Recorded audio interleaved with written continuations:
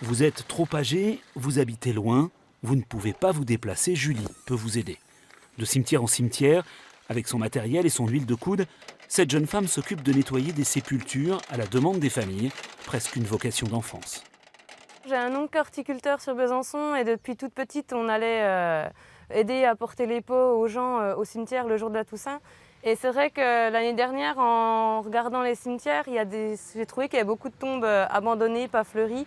Donc je me suis dit pourquoi pas lancer cette activité pour rendre service aux gens.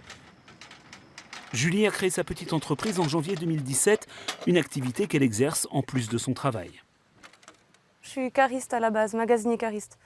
Et j'ai décidé de faire ça en plus, comme j'ai du temps le vendredi après-midi, les week-ends. Donc j'ai décidé de faire ça à ce moment-là. Un cimetière à la Toussaint, moi je trouve ça, on va pas dire magnifique, mais je trouve ça joli.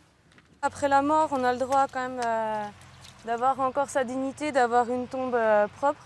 Donc c'est pour ça que j'ai eu l'idée en fait de faire ça. Et si le cimetière appartient à la commune, l'obligation d'entretien reste limitée pour la municipalité.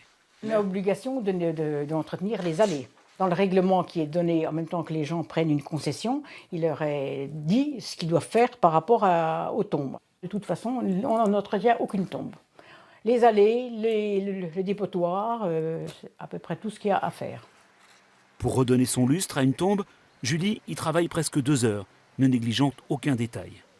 En nettoyant la tombe, je peux regarder au niveau des joints, s'ils sont encore en bon état.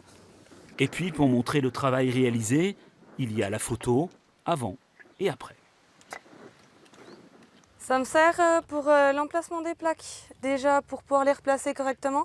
Et après, ça me sert comme preuve aussi aux gens de l'état de la tombe et que j'ai bien fait le nettoyage. Bonjour. Bonjour. La tombe, c'est celle de l'époux de Marie-Thérèse, décédée il y a plusieurs années. Elle ne peut plus entretenir la sépulture et ses enfants viennent peu. Mes enfants, bon, les tombes pour eux, c'est pas toujours. J'ai une petite fille qui vient régulièrement sur la tombe. Les jeunes ne viennent pas beaucoup dans les cimetières. Je ne pense pas me tromper en disant ça. C'est pas pour autant qu'ils oublient les personnes décédées. Hein. Auto-entrepreneur, Julie commence à se faire connaître. Elle a remis en état une dizaine de sépultures au mois d'octobre. Un travail qu'elle considère aussi comme une marque de respect pour les disparus.